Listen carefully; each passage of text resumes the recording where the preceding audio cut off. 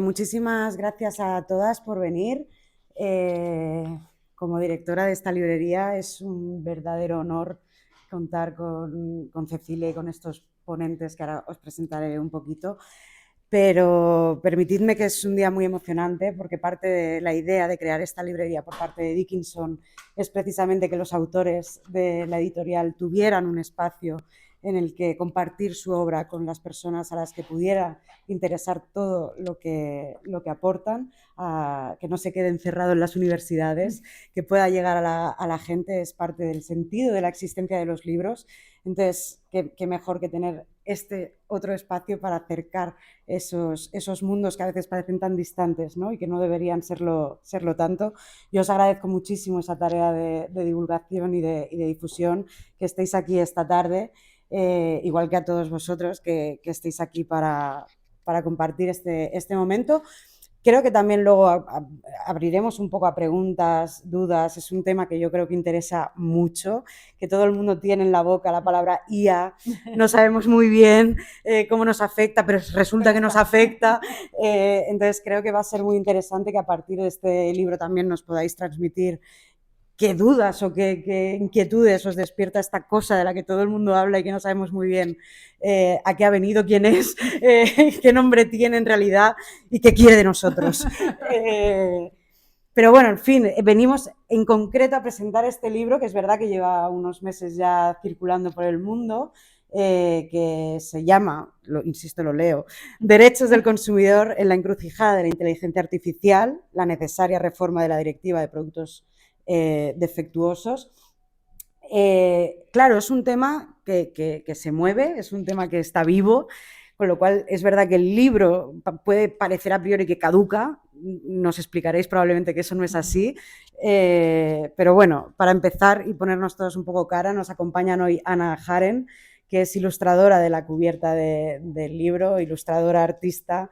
Gracias, Ana, por estar aquí. Por supuesto, Cecilia, autora de la obra.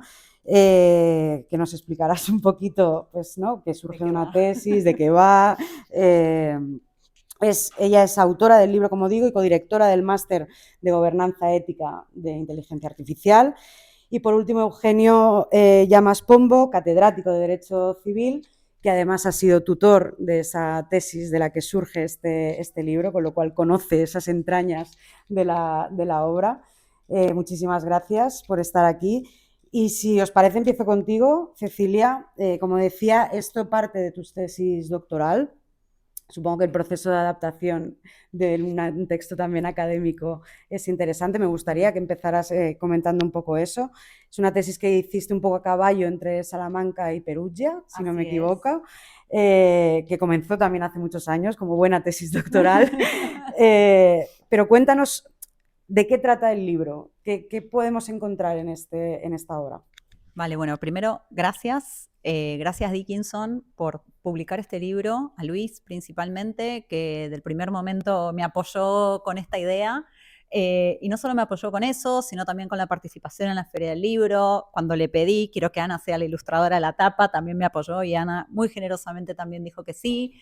Así que bueno, primero agradecer a Dickinson, después quiero agradecer a Eugenio, que es mi director de tesis doctoral, pero sobre todo es mi padrino académico. Yo llegué al doctorado gracias a él, hice el doctorado gracias a él y sobre todo no solo por el apoyo profesional, sino principalmente humano, que es lo más importante, sobre todo muchos veo caras expatriados, expatriadas, es algo muy duro y muy difícil, pandemia de por medio, estuve mucho tiempo sin ver a mi familia.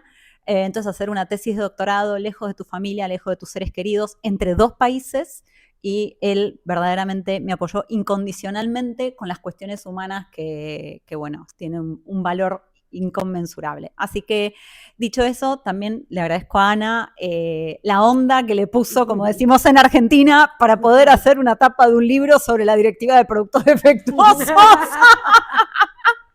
Yo dije, esta chica me va a mandar a matar. Pero no, sacó agua de las piedras. Así que ahora seguro va a contar ese proceso creativo que ella tuvo que hacer. Dicho esto, A ver, el espíritu de esta tesis nace, o de este libro hoy, porque o sea, no es la tesis, no sé, no publiqué la tesis, hubo una adaptación. Yo empecé a trabajar con los temas de inteligencia artificial a raíz de un máster que hice en Derecho de Daños en la Universidad de Girona hace como 10 años. Y ahí empecé a trabajar con IA desde lo que es la responsabilidad civil por el uso de algoritmos. ¿Sí? Entonces ahí empecé a trabajar este tema. Cuando surge el doctorado, que uno tiene que rendir un concurso, presentar un proyecto de investigación, dar un examen, etcétera, dije, bueno, el doctorado en Derecho al Consumidor, y dije, ya está, reforma de la Directiva de Productos Defectuosos, que estaba vinculado con el tema del doctorado, estaba vinculado con IA, con era lo que yo venía, y era seguir en ese camino de especialización. ¿Qué pasó en el medio? Claro que cuando yo arranqué a especializarme en IA, no había nada, de nada, con lo bueno y lo malo. O sea, que no haya nada es como que te da más margen a vos para medio, no te digo hacer lo que querés, pero vas manejando el camino como quieras. La mayoría que había de inteligencia artificial era en inglés técnico, y pasamos a que cuando yo terminé la tesis ya estaba la reforma de la Directiva de Productos Defectuosos. Todo el mundo hablando de inteligencia artificial hasta por los codos. Entonces, claro, fue cada cosa, cada etapa tuvo sus distintos desafíos, ¿no? Y la verdad que fue súper atrapante y, como decías vos al principio, es un tema que es vivo, ¿no? Porque, claro, uno dice, bueno, ahora ya está. La Unión Europea publicó la reforma o publicó el reglamento de inteligencia artificial y listo. No, ahora viene toda la implementación y la aplicación, que te diría que es como empezar de nuevo, ¿no? Cómo cada uno de los estados va a transponer la directiva, las interpretaciones que se van a hacer cada una de las normas, y además se está regulando algo que está vinculado a la inteligencia artificial, que también es algo que cambia permanentemente. Yendo como al núcleo del libro, la Directiva de Productos Defectuosos es una directiva, acá cuando empiezo a hablar de la Directiva de Productos Defectuosos, todo tiene que ser bajo la validación del señor experto, que, claro, es una directiva del 85. Claro, cuando esta directiva se cranea, como se dice en Argentina, lejos estábamos de pensar en los avances tecnológicos que teníamos hoy en día. Entonces, un poco, lo que el libro hace es analizar cada una de las distintas partes de esta directiva que entran en conflicto o que están más afectadas o impactadas por la inteligencia artificial, ¿no? Entonces, hace foco en lo que es en sí el impacto de la inteligencia artificial en la directiva de productos defectuosos. Para los que les puede parecer chino básico mandarín hablar de productos defectuosos, básicamente es una directiva que regula la responsabilidad de cuando un producto nos genera un daño, ¿sí? O sea, un producto me genera un daño, bueno, ¿cómo voy a reparar ese daño? Básicamente es eso. Explicado en criollo, como decimos en Argentina, en pocas palabras. Bien, esto tiene una importancia muy grande. ¿Por qué? Porque primero es, por el momento, la única norma de armonización europea en esta materia de responsabilidad, por eso tiene una importancia muy grande. Segundo, todos somos consumidores y todos estamos expuestos a los daños que tiene la inteligencia artificial, ¿no?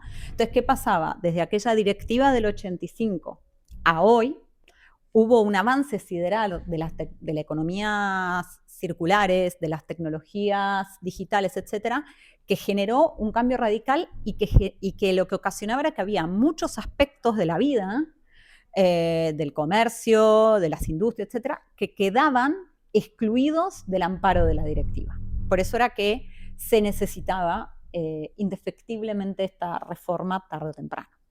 En el 2018 la Unión Europea publica un informe, que eso para mí fue como oro en polvo para mi tesis, porque era como un informe que decía, bueno, hay que modificar todo lo que yo decía que había que modificar, basados en principalmente la inteligencia artificial. Entonces fue un fetiche. El fetiche se terminó cuando sale la reforma, casi cuando yo tenía que entregar la tesis. Entonces ahí te querés matar.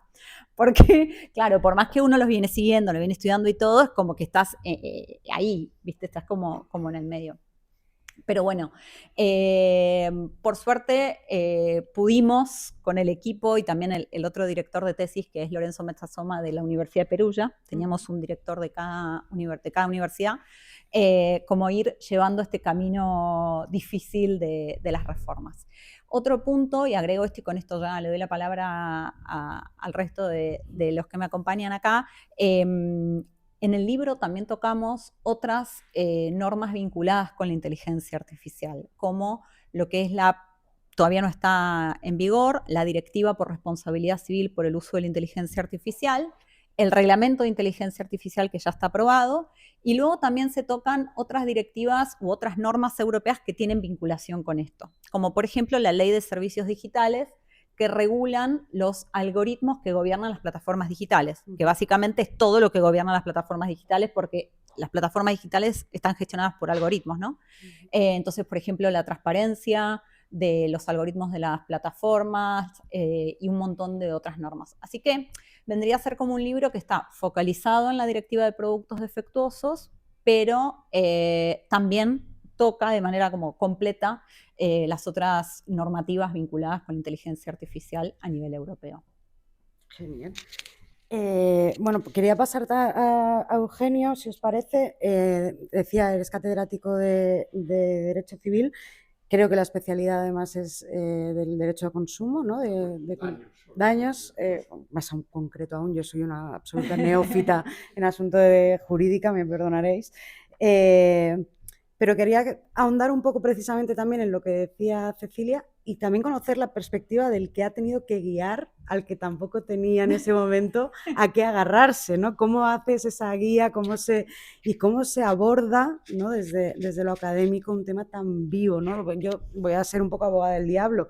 Desde un poco fuera siempre tenemos un poco la sensación de que el mundo académico camina lento, ¿no? Que igual precisamente libros y tesis como esta nos demuestran lo contrario, que está mucho más vivo y que camina mucho más cercano de lo que creemos.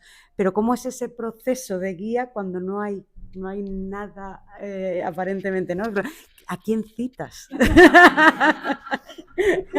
Esa bibliografía de guía, ¿qué haces? ¿Cómo se hace eso?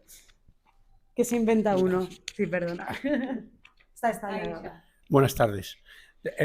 Yo suelo decir que la definición del plagio, que la gente confunde el plagio, ¿no? Plagiar es copiar de uno. Si tú copias de dos o más, eso ya es una tesis doctoral. Eso ya empieza a ser una tesis doctoral.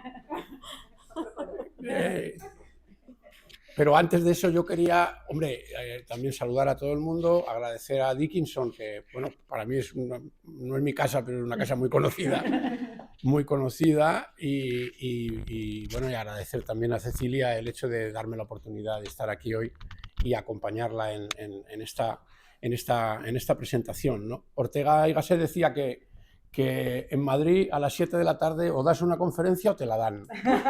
Y hoy nos la ha dado ya Cecilia, entonces ya realmente poco podemos aquí añadir, ¿no?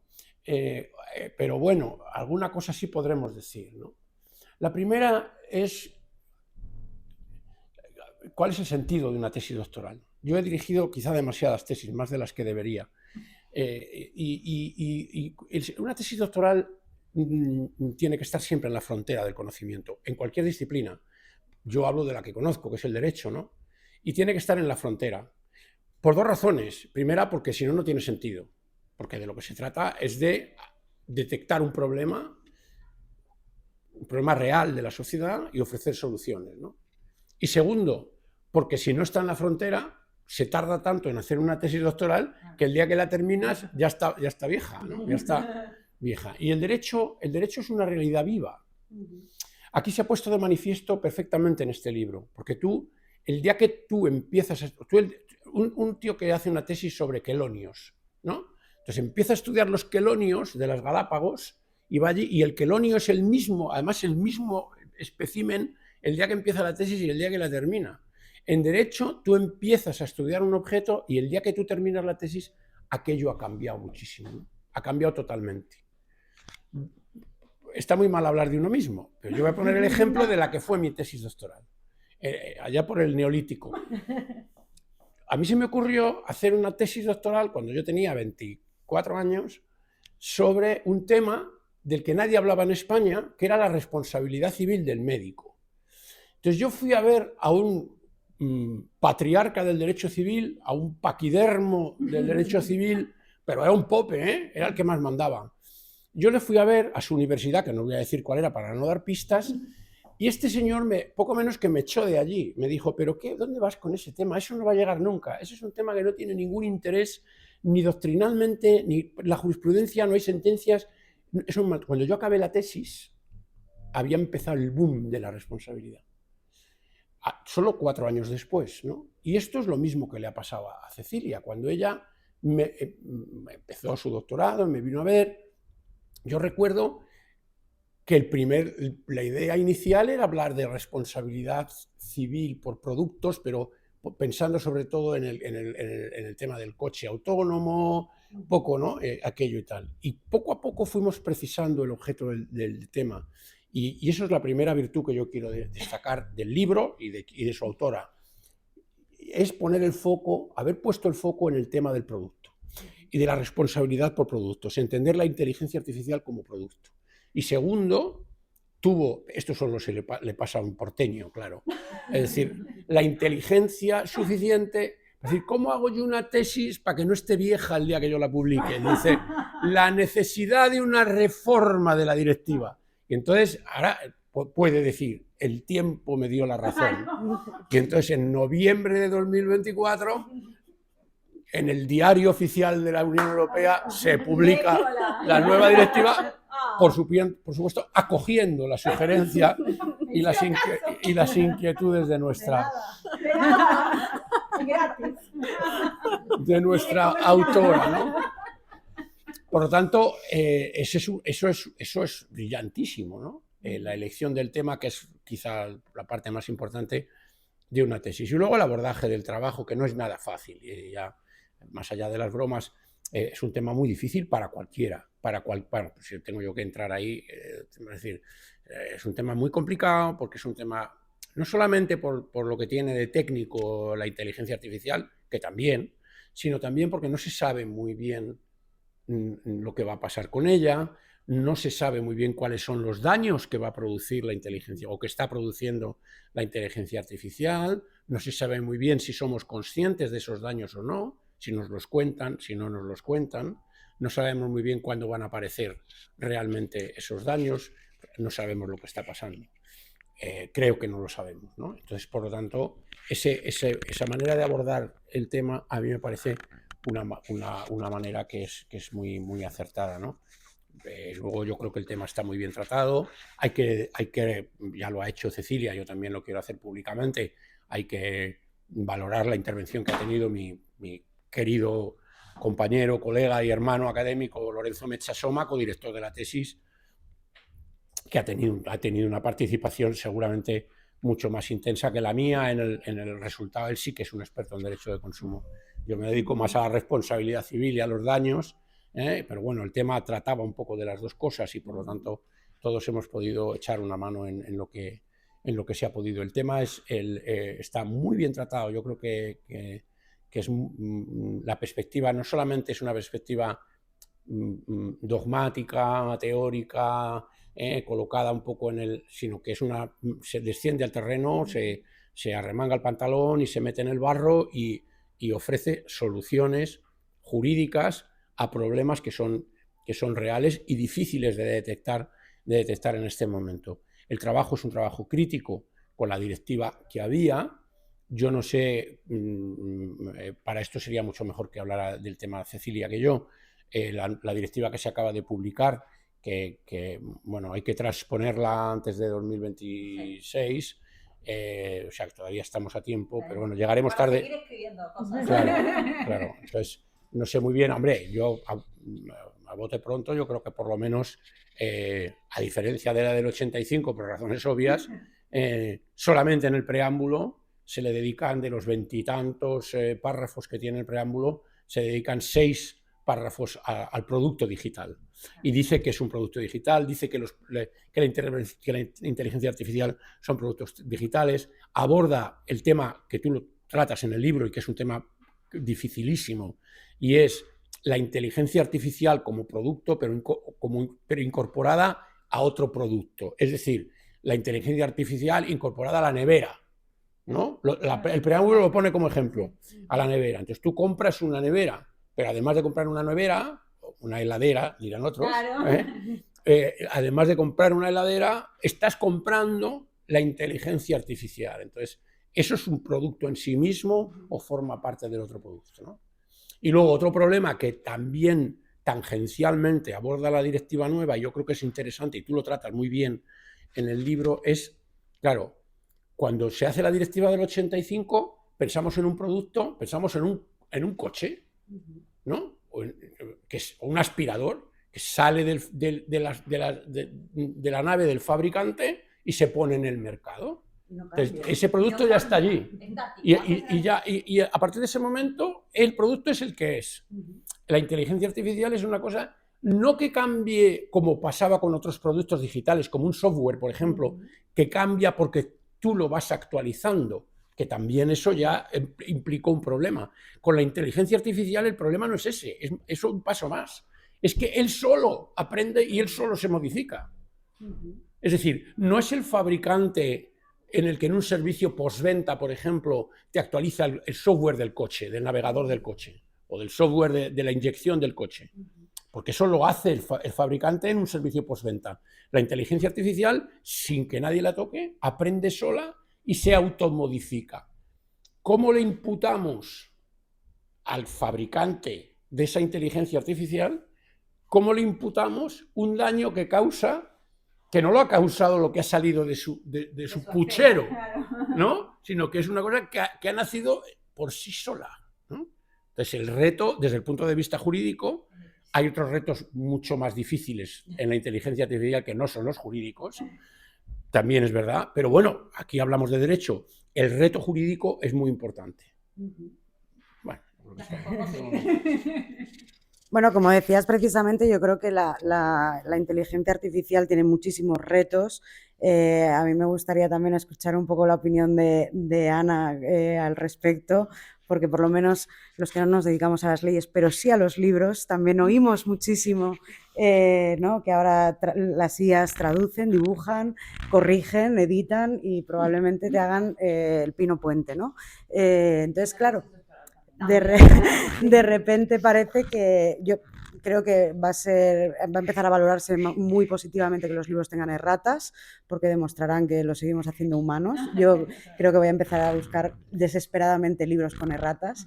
Bueno, las erratas de la inteligencia artificial son todavía peores. Pero bueno, voy a empezar por algo más sencillito, más terrenal, mucho más relacionado con este libro, que también apuntaba Cecilia al principio. Tu obra es muy artística, muy relacionada con el libro, pero probablemente más narrativa, más... ¿Cómo abordas el reto de, repito, derechos del consumidor en la encrucijada? ¿Cómo se recibe cómo se recibe ese mensaje y cómo tu cerebro explota, supongo, en 1.000.000 de ideas y en ninguna? ¿Cómo es eso? Exploté. Bueno, lo primero, gracias a Cecilia y gracias a Dickinson por haber pensado en mí, porque realmente mi trabajo o lo que yo suelo hacer nunca había pensado que pudiera acabar en una portada de este tipo, y me alegro un montonazo porque una de las cosas que más me gustan de la profesión es que hago muchas cosas muy diferentes, ¿no? Y con cada una siento que aprendo. Entonces, esta ha sido, sin lugar a dudas, una del top 10. Fue un reto porque para mí era algo súper abstracto y además un tema que me preocupa y que me hace sentir muy chiquitita en mi vida ordinaria y en mi vida profesional. Entonces, claro, para mí, yo leía los emails de Cecilia y yo no acababa de aterrizar. Pero es verdad que cuando tuvimos la charla virtual, se me despejaron muchas dudas y salí de ahí mismo con muchas ideas. Entonces, agradecí mucho porque el lenguaje era un lenguaje cercano, lo entendí y lo sentía incluso eso, protector. Entonces, me gustó mucho poderme enfrentar a este reto.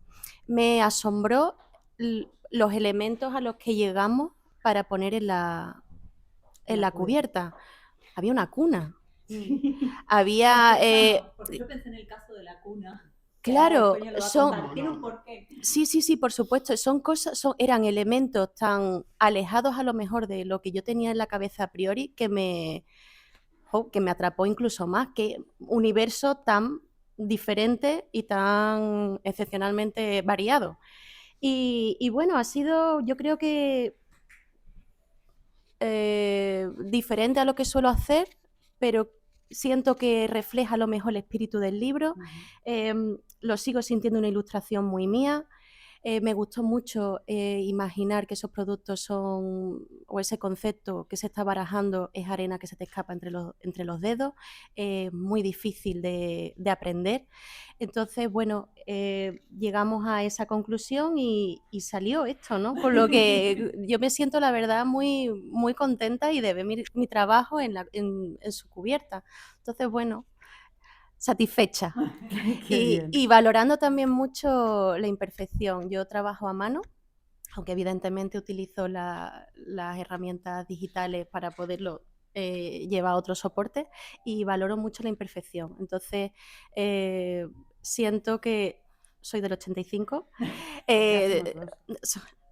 Somos de la Sí. Del año de la Gran directiva. cosecha, pero estamos obsoletas. Entonces, claro, todos estos cambios, bueno, pues hay que afrontarlos y surfearlos. Claro, simplemente un apunte. Realmente yo creo que somos una generación un poco intermedia, ¿no? No podemos decir que seamos analfabetos digitales, pero de repente se ha abierto un mundo que es terrorífico, ¿no? Que te hace sentir muy pequeñito, que no entiendes un poco nada. De repente eres tu abuela en ese sentido, ¿no? Y claro, es lo que tú decías, también creo que sois una generación de artistas muy acostumbrados a usar herramientas tecnológicas para hacer ese traspaso, ¿no? Sobre todo de lo analógico a lo digital. Parece un poco como si de repente la tecnología se hubiera girado y hubiera, ¿no? Vaya como a atacar a vuestra modus vivendi, a todo lo que representan los artistas que han representado siempre, ¿no? Cecilia, seguimos un poco con el tema de las ópticas. La Unión Europea, como decís, está regulando la inteligencia artificial desde multitud de ópticas, porque aborda muchísimos temas. Pero cuéntanos un poquito en concreto para que sepamos un poco qué normas se están aprobando, hacia dónde están yendo, qué es lo que se está haciendo. Bueno, primero me voy a tomar una concesión porque estamos acá en confianza. No, quiero contar cómo llegué a Ana, porque estaba en un lugar de arte en Madrid y veo un dibujo que me fascinó, los colores, lo que representaba, cómo representa a las mujeres, los animales, las situaciones cotidianas. Lo compré y dije, por Dios, lo que es esta artista. Entonces ahora tengo una pared en mi casa llena de los dibujos de ella, enmarcados todos. Y en una reunión con Luis le dije, bueno, ¿querés algo? Sí, le digo, que Ana sea la artista del libro. Y bueno, y estamos acá. Así que quería contar eso de que llegué a ella porque me enamoré de su arte. Dicho esto, ¿qué está pasando con la regulación de la Unión Europea y todo este casino, que sería quilombo en argentino, lío, casino en italiano, con las regulaciones? Primero, como la regulación madre sería el reglamento de inteligencia artificial, ¿sí? Esto, un punto donde a mí me interesa hacer foco es que no es un reglamento que nació de la noche a la mañana. La Unión Europea viene trabajando en esto desde hace muchísimos, muchísimos años con grupos de trabajo, grupos de expertos, distintas resoluciones, dictámenes que están todas abordadas en el libro. Con lo cual, no fue algo que salió de la galera. ¿Y esto por qué? Porque ahora hay como una fiebre por hacer cualquier cosa que tenga que ver con la IA, no importa si esté bien o esté mal. Entonces también están saliendo como muchas regulaciones express con el riesgo que eso tiene, ¿no? En cualquier área regular. Este es un reglamento, a mí me gusta decir más que nada de tinte preventivo, porque lo que hace es dividir los sistemas de inteligencia artificial, clasificarlos según el riesgo que tengan, y según la clasificación es los requisitos que van a tener que cumplir. Están los prohibidos, los de alto riesgo que van a tener que cumplir más requisitos, y después otros que tienen requisitos más flexibles, ¿sí? Este reglamento va a ser aplicable a todos los estados, es aplicable a todos los estados de la Unión Europea desde el mismo momento que entra en vigencia, ¿sí? Entonces esta sería como la norma madre de regulación de la inteligencia artificial hoy en día. Existe lo que se llama el efecto Bruselas, que es el poder que tiene la Unión Europea de extender la gobernanza de sus regulaciones en el mundo. O sea, muchos, como es, vamos a decir, pionera en muchas cuestiones regulatorias, se expande este famoso efecto Bruselas en otras latitudes. Y eso es lo que está pasando desde que se hizo noticia en marzo que se había aprobado este reglamento. Muchos países empezaron a presentar proyectos de regulación, etcétera. Y hasta Estados Unidos. Si uno ve en el buscador del Congreso de Estados Unidos y pone el término Artificial Intelligence o algoritmos o lo que fuera, y lo compara con hace 5 años y lo compara ahora, vamos a ver que hay un montón de proyectos de ley también. Con lo cual, hasta el país hoy en día, a los ojos más escépticos, también está, por ahí no una regulación general, pero sí regulaciones en distintas áreas. Luego, por otro lado, bueno, la directiva de productos defectuosos quiere hacer como un punteo de cuáles son los temas más críticos que se reforman ahí vinculados con inteligencia artificial, ¿no? El primer problema que teníamos era que la directiva pensaba en producto. Producto, como decía Eugenio antes, en algo material, físico, tangible, ¿sí? Un bien mueble. Claro, entonces ya con eso todo el tema de las tecnologías queda totalmente excluido, ¿no? Entonces este era el primer problema porque ya hacía que era inaplicable esa directiva, ¿no? Ahora con la reforma lo que se hace es ampliar ese concepto, entonces incluir los sistemas de inteligencia artificial, incluir el software e incluir todas estas cuestiones de las tecnologías. Otro punto importante era la consideración del defecto, es decir, para que a vos esta directiva se torne aplicable, vos víctima, o sea, el que había sufrido un daño, tenía que acreditar ese defecto. Acreditar significa probar. Bueno, y acá tenemos 2 puntos. Uno, que se entiende, o sea, este defecto, ¿sí? Ya, y Eugenio lo marcaba recién, el punto de las actualizaciones y que es un producto que está en permanente cambio. Cambio externo, que puede ser por las actualizaciones o puede ser que un hacker, ¿sí? Entra a un vehículo autónomo y lo maneja, lo conduce para que ocasione un daño, ¿sí? O también esta capacidad de autoaprendizaje que también está condicionada por lo que el usuario o el consumidor haga. Es decir, cada uno en su perfil de las redes sociales o en su usuario de ChatGPT lo van moldeando, ¿sí? Conforme su gusto y piacere, como se dice en italiano. Bueno, esto también puede condicionar el perfil de riesgo de una tecnología. Es decir, nosotros podemos hacer que una tecnología sea más riesgosa. Entonces, esto cambia también la concepción, porque de un producto totalmente estático, del que salía de la esfera del comerciante, ¿sí? Puesta en circulación técnicamente, ahora un producto que es totalmente permeable, porque un tercero lo puede hackear, porque un fabricante o otro le tiene que mandar las actualizaciones y porque el consumidor lo va entrenando y lo va modificando, hay un cambio radical de la concepción que nosotros teníamos. Y otro punto que para mí no me hicieron mucho caso en el Parlamento Europeo, no, es que hay ciertos daños que ocasiona la inteligencia artificial que quedaron afuera. Por ejemplo, uno de los problemas más grandes que tiene, o sea, ¿cuál es el tema? Esta directiva nace pensando en estos daños físicos y en el ámbito más material y más tangible. Cuando pensamos, por ejemplo, en una plataforma digital, ¿sí? Los daños son inmateriales, ¿sí? Es decir, si un algoritmo te discrimina y vos quedás afuera de una universidad o no tenés acceso a una prestación médica, ¿sí? No hay un daño físico tangible. Hablo con términos así para que se entienda y no utilizando técnicamente las clasificaciones jurídicas. Y eso está fuera de la cobertura de la directiva en gran medida. Es decir, las afectaciones que estos productos digitales hagan a los derechos humanos, por ejemplo, en su gran medida, quedan excluidos. Y eso es una lástima, porque justamente, primero, si no lo incluye la Unión Europea, ¿quién? Que su mayor reivindicación son la protección de los derechos fundamentales, ¿no?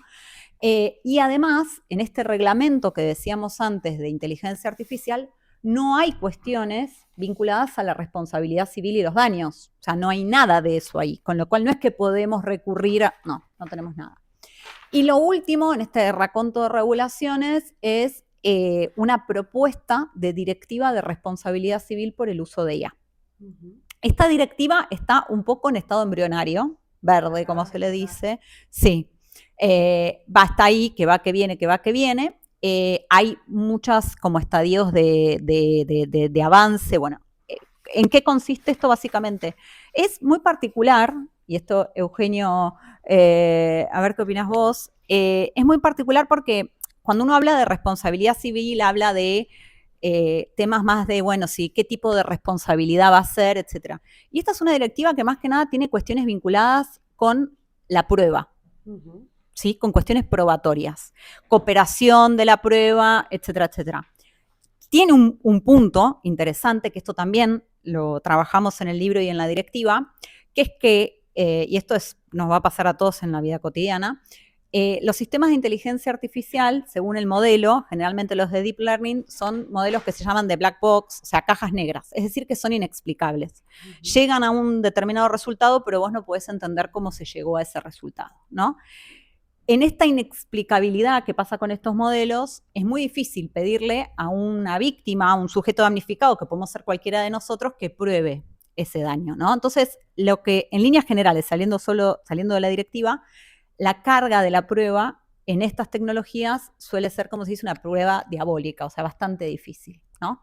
Entonces, esta directiva de responsabilidad civil por el uso de inteligencia artificial trata de alivianar esa carga de la prueba, estableciendo presunciones, estableciendo un poco equilibrios para ayudar en ese aspecto.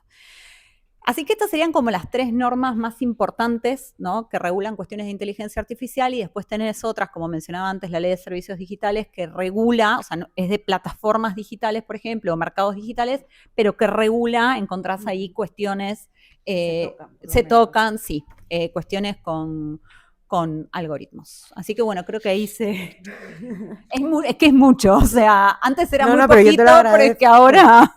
No, porque además es que, no sé, cuando salen este tipo de noticias, además todo lo que sucede en Bruselas, como que van saliendo titulares y tal, si no vas siguiendo la realidad del tema en concreto, parece que se estén aprobando o muchas cosas o que no se esté aprobando nada, o la directiva tal, la regulación tal, el consejo de... Yo, la verdad, me pierdo bastante. Nosotros también, sí. Entonces te agradezco muchísimo esta todos perdidos. toma de situación.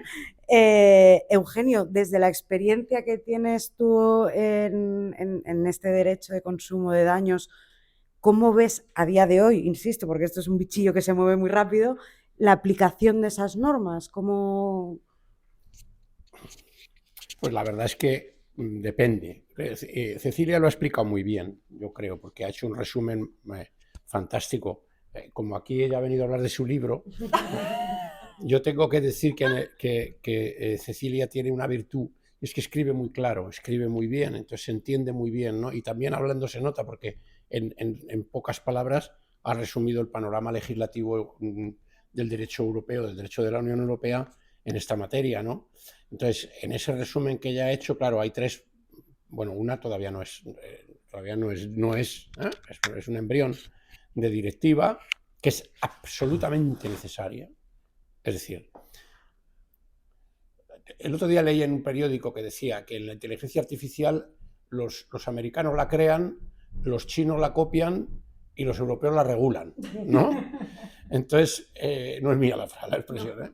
Entonces, claro, esa regulación está muy bien, era muy necesaria, hemos dado un primer paso en Europa, efectivamente hemos abierto camino, veremos a ver en qué términos. Pero dicho esto, la verdad es que yo soy muy crítico con el reglamento, porque el reglamento sí clasifica las distintas inteligencias artificiales, establece los riesgos y pone unas normas de funcionamiento para entendernos, pero claro, le falta la segunda parte, que es la sanción. Es decir, toda norma jurídica, esto se aprende el segundo día de la carrera de Derecho, ¿no? Toda norma jurídica es supuesto de hecho, consecuencia jurídica. Entonces aquí efectivamente hay una serie de normas, pero ¿qué pasa si se incumple? Es decir, ¿quién responde? ¿Cómo se responde? De eso no está en el reglamento, eso falta. Se supone que eso es lo que va a hacer el reglamento. Vamos a ver cómo lo hace. No es fácil. No es fácil por todo lo que ha dicho Cecilia y algunas razones más. Porque, primero, el daño derivado de la inteligencia artificial no se puede mirar raquíticamente como mira la directiva de productos.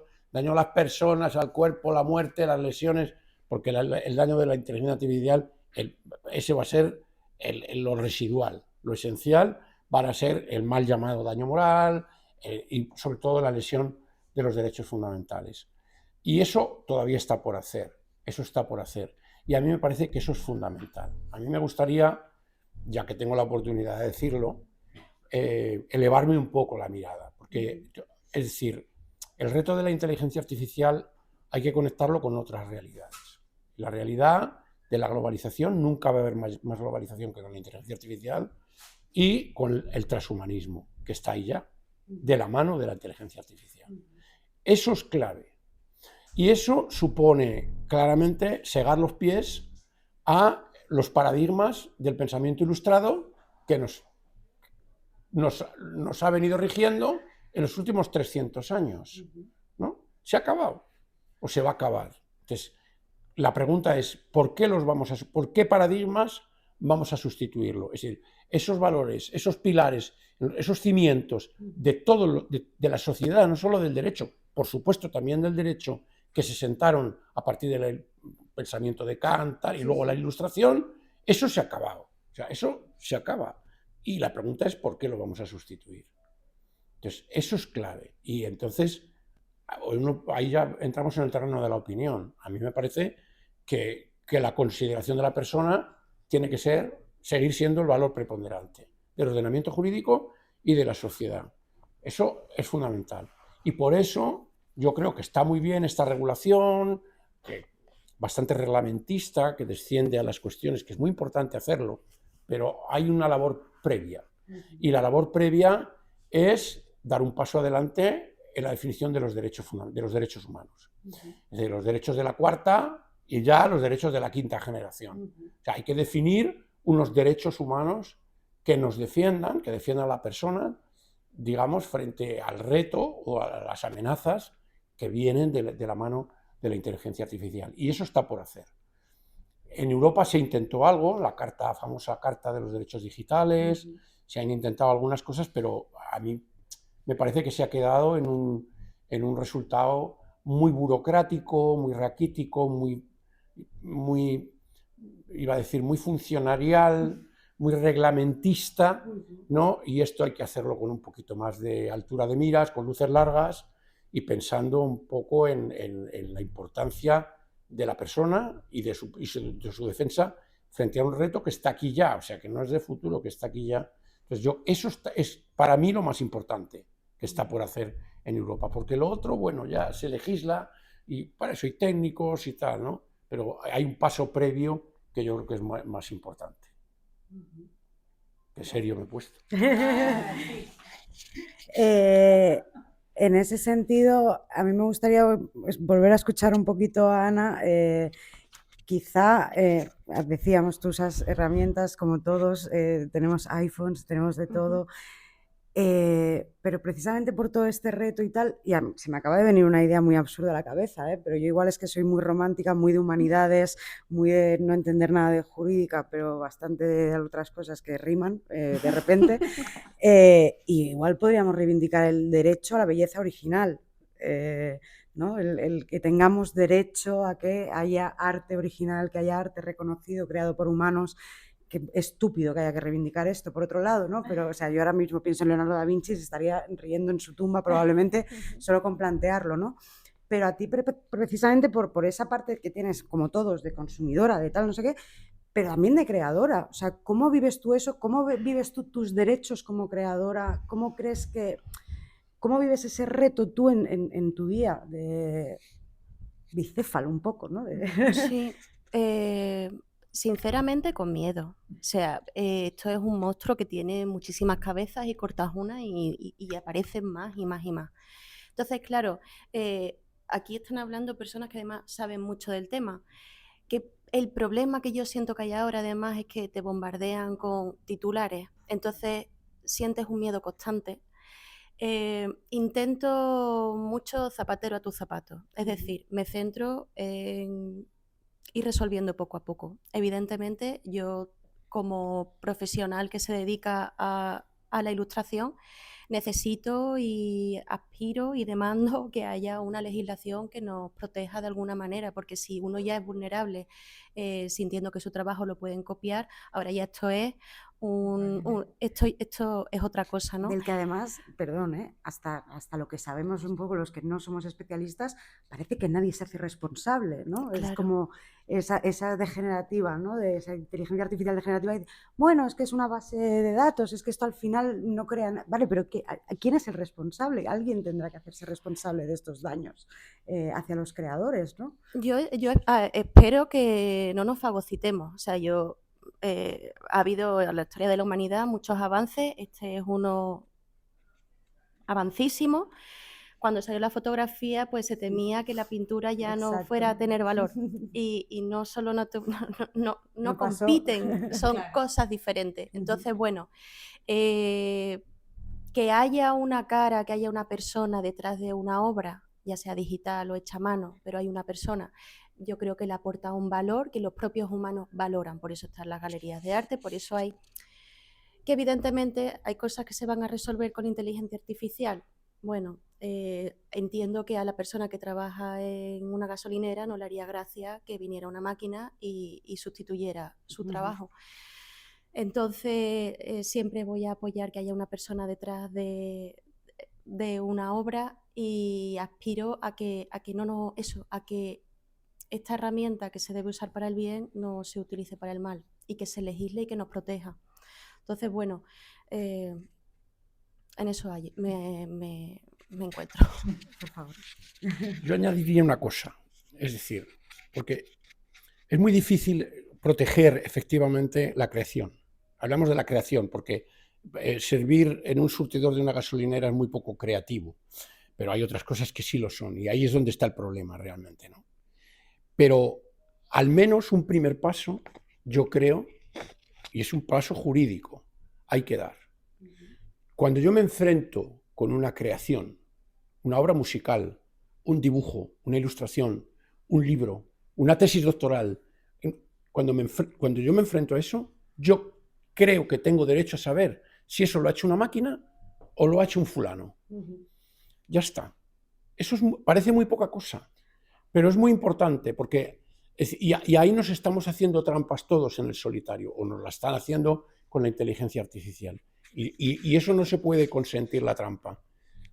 Yo no sé si será mejor o peor el resultado de lo que hace, de lo que hace una máquina, pero yo quiero saber que esa sinfonía la ha compuesto una máquina o la ha copiado. Una máquina sabe Dios de dónde. Y en cambio esta otra sinfonía ha salido del cerebro y de la partitura de un autor de carne y hueso. Agrego esto que lo que planteaba Eugenio, que es el deber de transparencia, que está por ejemplo, en el reglamento de inteligencia artificial hay una parte de una obligación de transparencia.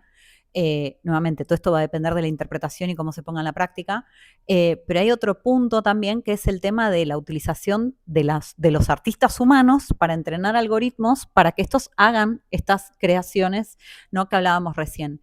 Y claro, y ahí hay todo un debate acerca de de derecho de autor y de propiedad intelectual y de dónde se entiende que está la creatividad. ¿Por qué? Porque muchos te argumentan que en realidad los humanos, para poder crear, también necesitamos consumir datos, información. O sea, un humano no nace y directamente crea, sino que tiene un proceso en el cual se va enriqueciendo, ¿no? Entonces dicen, bueno, ese proceso sería el de la máquina. Claro, pero el de la máquina acá hay una empresa privada que está lucrando con el arte, con la música, con esos datos, para que hoy en día pueda hacer esa creación. Y esa creación se entiende que es algo nuevo o que en realidad está vinculado a esos datos que tiene. Claro, y acá tenés otro tema, que una cosa es cuando vos tenés un dataset, un conjunto de datos, vamos a decir más o menos contenido, y otra cosa es cuando tenés ChatGPT, que es incalculable lo que es la cantidad de datos y de información que tiene para procesar algo, ¿no? Entonces, a raíz de este tema de la creatividad, de los derechos de autor, de la propiedad intelectual, hay un montón de aristas que nacen acá. Y para mí hay algo que es esto que decía Eugenio, y bueno, también lo que decía Ana, de que tengamos que saber quién está atrás, es sumamente importante también por las expectativas que estamos generando en los niños, niñas, adolescentes, en los jóvenes, que yo soy el 87, que nosotros la mayoría, creo, de los que estamos acá, nacimos en un mundo analógico y nos adaptamos a uno digital, ¿no? No, vos sos una piba. Pero para las personas que nacieron ya en el mundo digital, la barrera o la frontera es muy borrosa entre lo que es humano y lo que es una máquina, ¿no? Y esto puede traer un daño muy grande. Pensemos en las redes sociales. Los niños, las niñas, los jóvenes que forman su personalidad con lo que ven en las redes sociales, nada de lo que vos ves en las redes sociales es real. ¿A qué me refiero? A que los rostros, automáticamente cuando vos subís una foto o un video sin filtro, automáticamente te pone un filtro de belleza. Entonces, ya, si vos estás formando tu personalidad por lo que consumís en una plataforma digital, ya estás viendo algo que no es la realidad. ¿Qué pasa? Cuando vos te ves al espejo y no es ese canon diabólico de belleza que tenés que aspirar, ¿no? Te genera un daño, te genera una frustración, porque vos no encuadrás con los filtros. Los filtros son todas las caras, son iguales. La nariz respingada, los pómulos levantados, la mandíbula. Entonces, es muy importante esta transparencia. De hecho, ahora, por ejemplo, en Instagram se sumó como activar cuando el contenido es generado por inteligencia artificial, ¿no? Que es una cosita, porque el tema de los filtros, para mí tendría que haber un cartel gigantesco de que esa imagen o ese video tiene un filtro de belleza puesto. Porque, repito, los jóvenes, los niños son los que consumen más ese tipo de entornos y permanentemente están viendo cosas que luego no se condicen con la realidad. Falta de diversidad, ¿no? Entonces eso afecta mucho. Por eso la importancia de la transparencia, y ni hablar, que esto sería para armar otra charla de desinformación, hay un mundo de cosas ahí, con lo cual la transparencia creo que es un elemento clave para tener en cuenta a nivel regulatorio. Bueno, me quedo un poco sobre todo con ese reto, ¿no? de todo lo que queda. A mí me gustaría saber un poquito las opiniones que ha despertado la conversación, dudas también. Yo no sé si salgo con más dudas o con ganas de quemar Silicon Valley, la verdad. Tengo mis dudas al respecto, pero no confío en nada. Pero no prometo nada esta noche.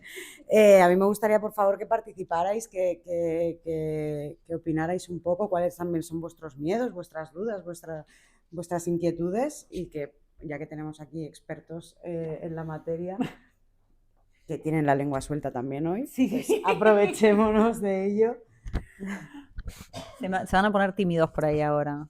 Ahí está, muy bien, Esther.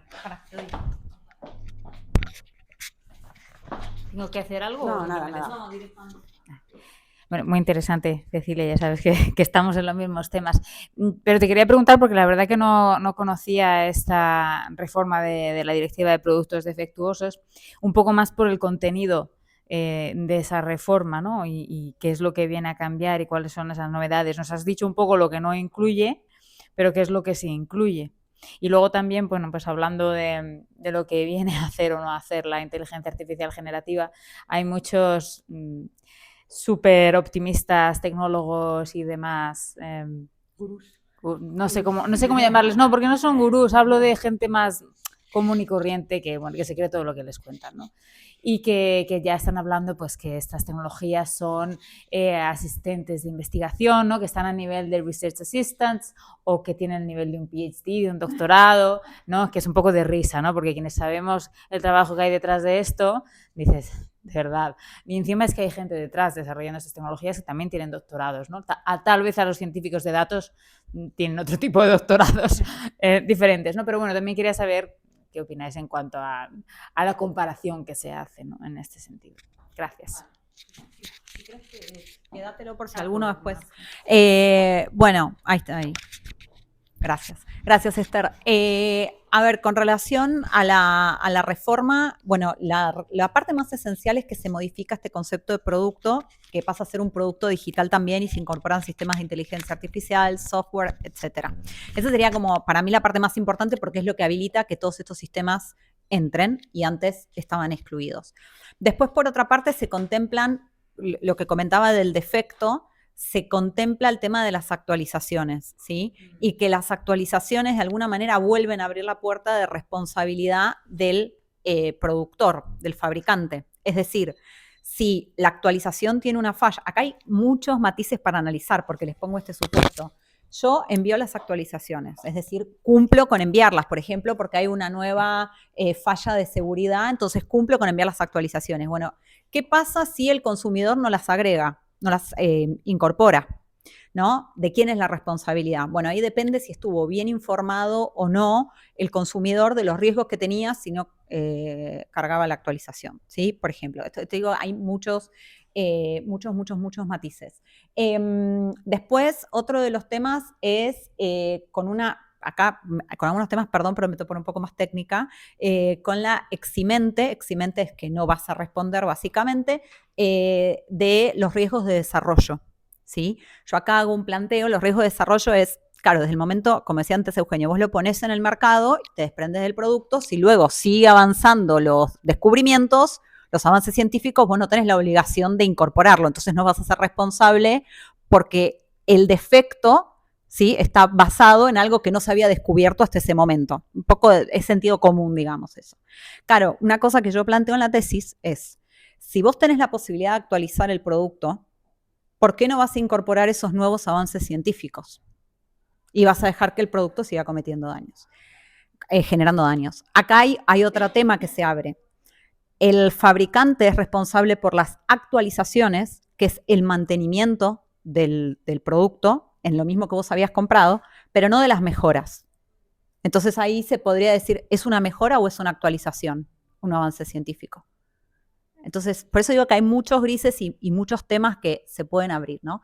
Otro tema que incorpora también, mencionaba lo de la cooperación probatoria, una manera de ayudar a la víctima que tiene que probar ese defecto, ¿no? De ayudarla en esa prueba que tiene de probar el defecto por estas dificultades que tienen los sistemas de inteligencia artificial de que son inexplicables o opacos o algunas de esas características que se le ponen. Así que este sería como un ping-pong de las cuestiones más relevantes, porque hay otras también, o sea, es una reforma sustancial de la directiva, no es que hace un maquillaje así de cuestiones superfluas.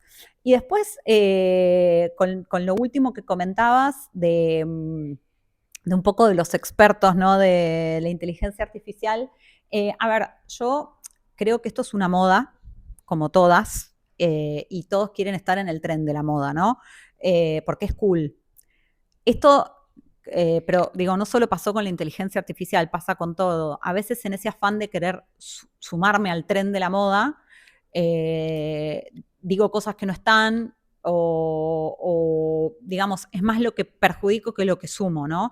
Esto lo digo porque hubo muchos casos, por ejemplo, que empresas han decidido incorporar aplicaciones de inteligencia artificial que, esto es muy académico, en Argentina se dice, te salió el tiro por la culata, ¿no? Básicamente es que, claro, incorporan sistemas de inteligencia artificial en áreas súper sensibles que los sistemas no estaban ni diseñados para ese universo, ni probados, ni entrenados, y terminan, en realidad, en vez de mejorar el proceso y hacerlo más eficiente, terminan haciendo todo lo contrario y después con scratches en las redes sociales que la imagen les queda devastada. Entonces, creo eso un poco, ¿no? Que hay que tener mucho cuidado cómo se aborda esta tecnología y también como esto que vemos que cada segundo se está actualizando. No sé si Eugenio o Ana quieren...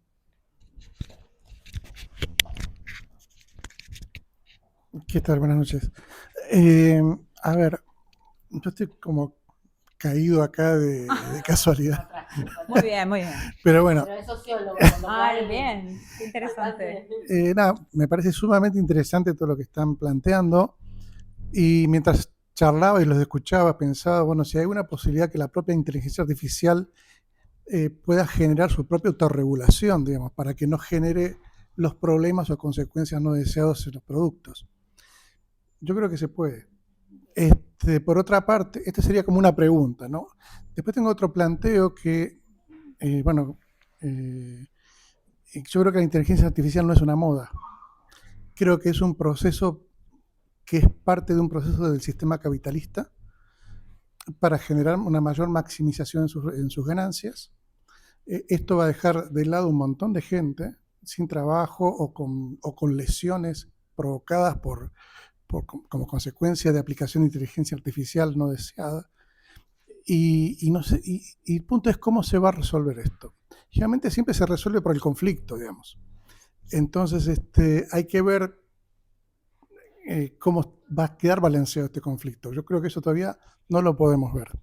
Pero sí me parece que la propia inteligencia artificial, y esto ya te miro a vos porque decía, bueno, soy una humanista, podría generar sus propios recursos para que no generen daños. No sé, esos son planteos, no sé si son preguntas. Gracias. Ahora les paso. A ver, la IA puede generar todo lo que vos quieras. Eso creo que quedó probado. El tema es el cómo lo va a generar.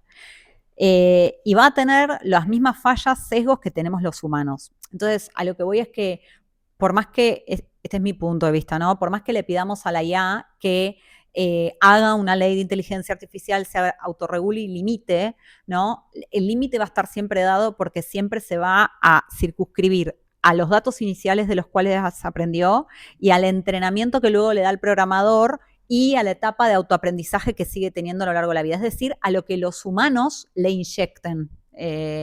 Entonces, el hecho de delegar una función tan delicada como, por ejemplo, controlate vos, que no sé si puede ser de pronto la solución. Sí, la pondría a prueba si se quiere, me parece interesante, pero no sé si delegarla. Y después, todo lo otro que decís, yo estoy totalmente de acuerdo de los efectos y todo lo que va a tener la IA. Cuando digo que es una moda, me refiero a que hoy en día estamos en el auge, que para mí va a seguir este auge, pero no quita que, y eso es lo que yo trato de siempre reivindicar, es que atrás hay intereses de grandes corporaciones. Las Big Tech Companies son las que manejan el mundo hoy en día y tienen más poder que los estados mismos.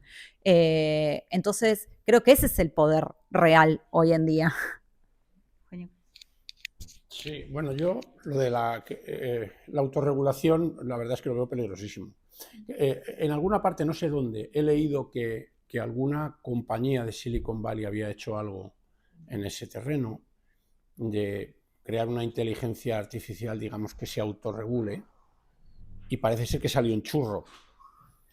Parece ser que tuvieron que cortar por lo sano, porque el resultado parece que no era tan bueno, ¿no?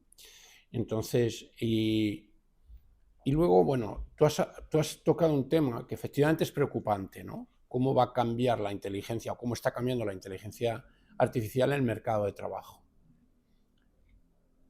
A mí eso no me preocupa mucho, porque ya hemos vivido una primera revolución industrial, segunda revolución industrial, hemos visto lo que pasó con Internet.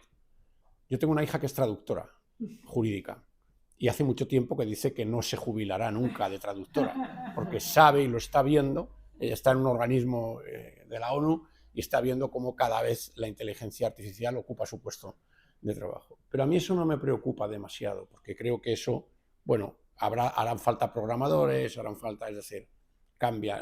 Eso, digamos que se irá ajustando. Me preocupa más lo otro. O sea, me preocupa más, y eso sí que no es una moda, ¿eh?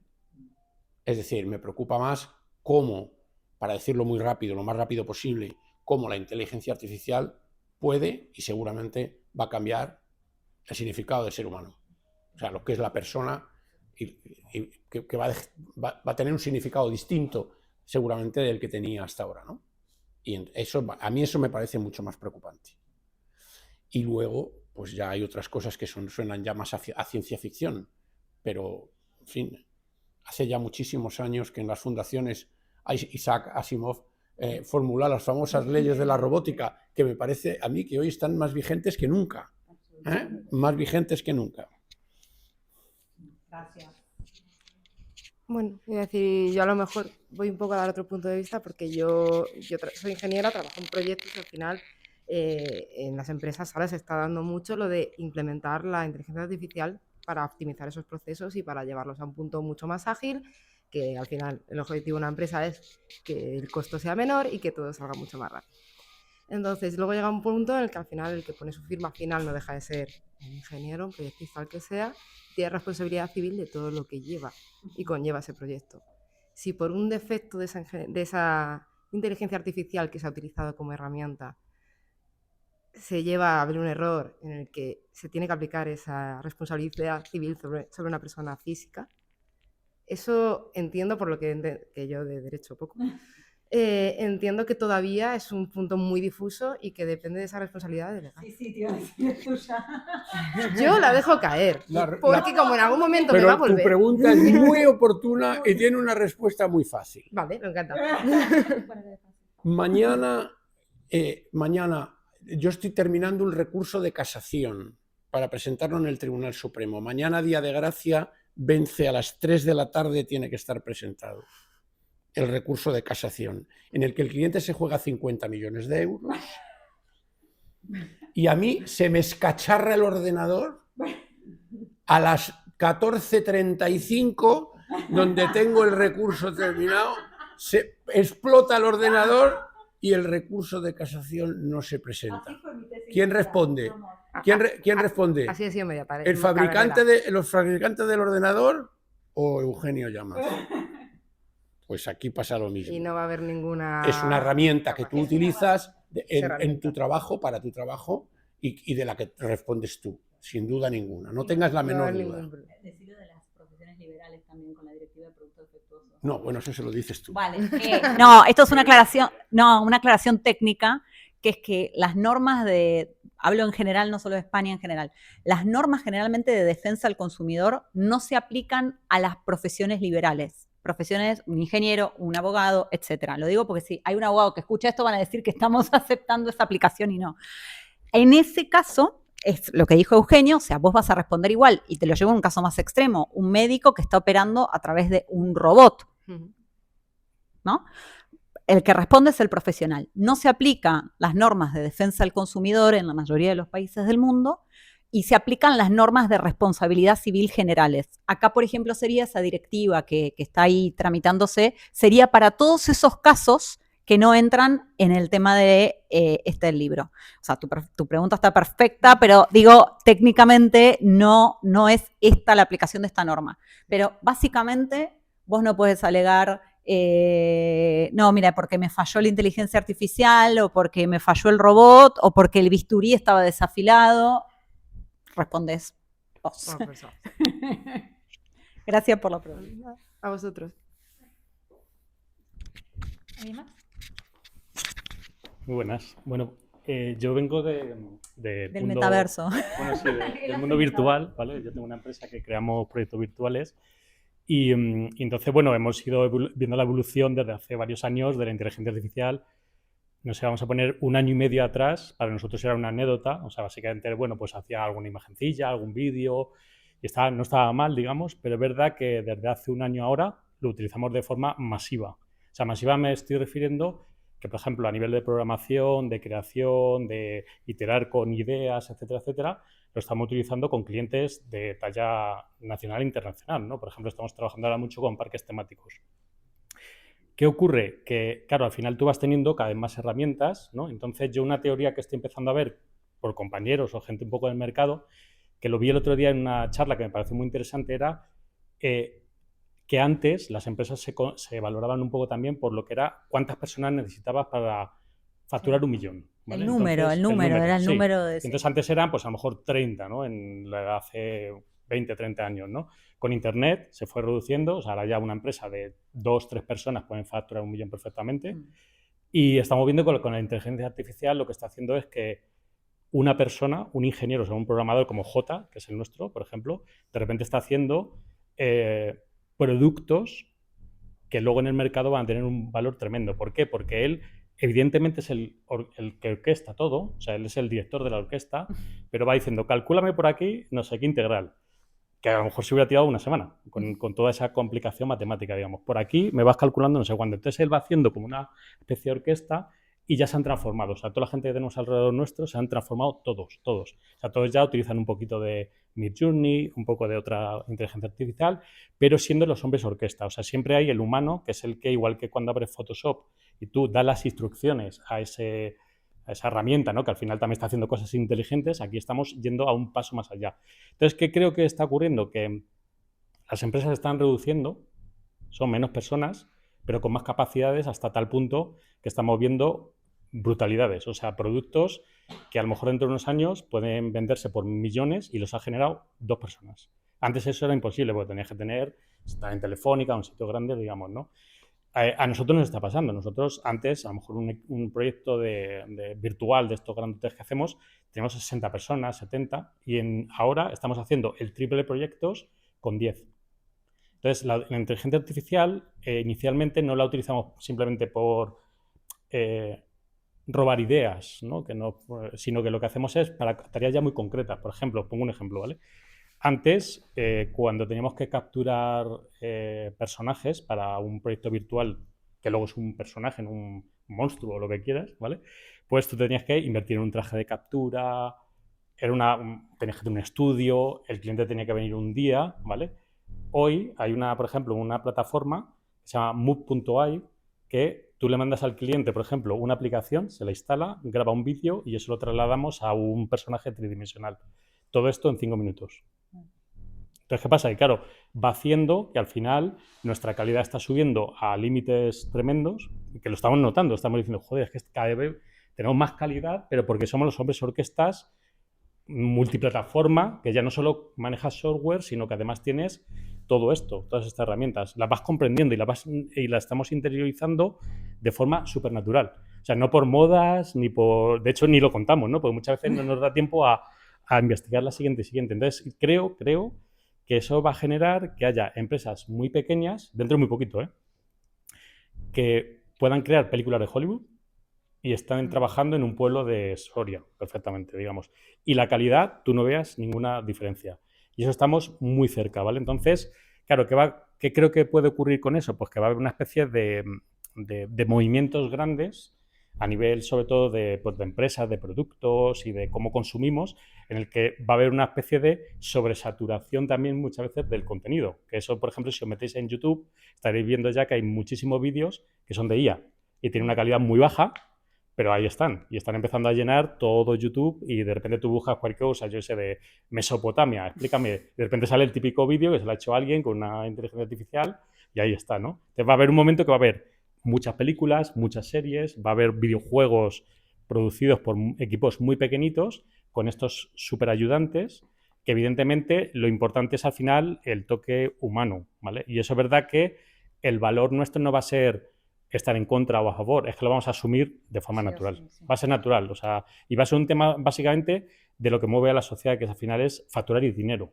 ¿no? Entonces, porque al final tienes que comer, ¿no? Entonces, donde esté el optimizar recursos, el tener más capacidades, el poder buscar un montón de ideas, ¿no? Para que luego las puedas plasmar en tu obra y tal, pues eso va a hacer que todo vaya mejorando en mucha calidad. Entonces, bueno, nos vamos a enfrentar a un mundo nuevo que no sé dónde va a terminar, pero es un por 10 de lo que vivimos con Internet, yo creo. Sí, yo creo que en el futuro, o sea, o nos amigamos a estas tecnologías o vamos a quedar totalmente desfasados, porque ese mismo ingeniero o trabajador que vos le sacás todas las capacidades aumentadas que le da la inteligencia artificial, esto que decís, una persona hace 1.000.000 de cosas que antes no hacía, una persona que no está ayornada con todo eso, no va a poder competir con las que sí lo estén. Sí. Nos guste o no nos guste, va a ser así. Y hay una...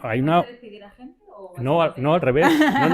No, al revés. Lo que nos ocurre es que nosotros vivimos mejor. O sea, ahora antes tenías un ritmo de trabajo muy bestias, porque era todo manual. Pero ahora a la inteligencia artificial, como nos ayuda, pues claro, yo, por ejemplo, el otro día estuvimos haciendo un concept art para una nueva atracción de un parque temático, ¿no?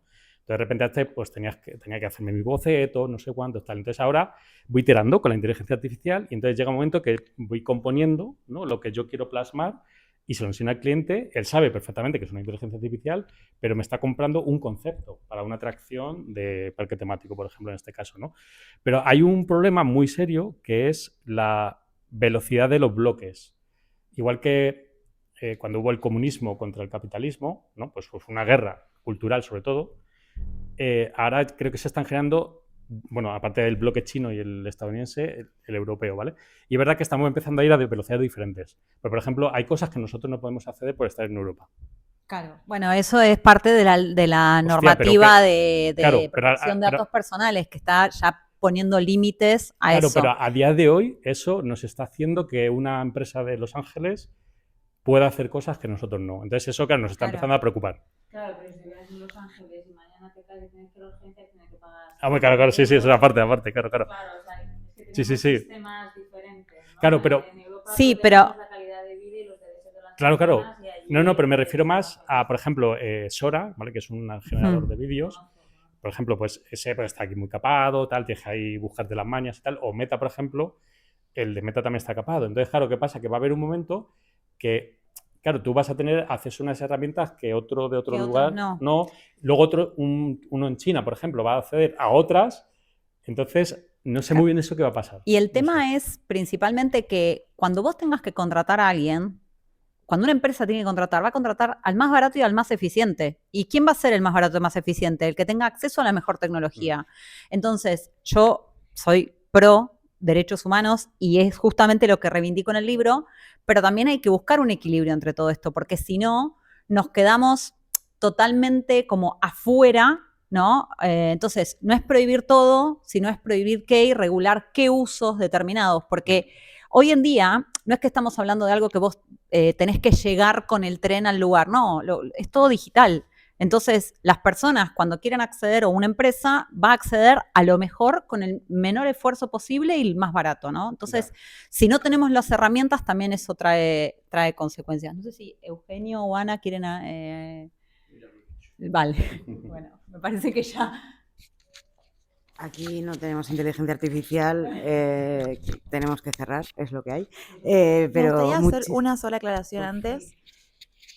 Dijo que la autora dijo que era una moda y yo creo que voy a usarle el término Kuhn, voy a decir que desde mi criterio como abogada laboralista, para mí es un paradigma y enhorabuena tanto al director como a ella de poder verlo y poder procesarlo y poder dárnoslo. Y no hay que tener vergüenza en decir que sos una de las grandes exponentes, así que muy orgullosa y les doy mis felicitaciones por el libro. Muchísimas gracias a todos por venir, muchísimas gracias por la conversación, he aprendido muchísimo, espero que todos lo hayáis hecho. Gracias. Tenéis ahí el libro. Gracias, corazón, a todos.